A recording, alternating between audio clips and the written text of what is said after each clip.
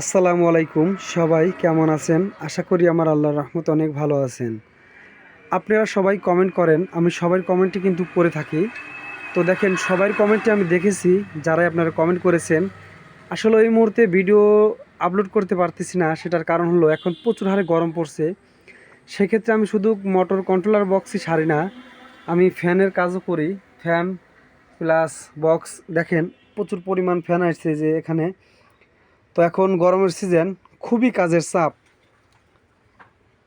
তো fan tan এগুলো servicing দেখা গেল করতে গিয়ে আসলেও নিয়মিত ভিডিও আপনাদের মাঝে দিতে পারতেছি না। তো আপনারা কেউ রাগ করবেন না।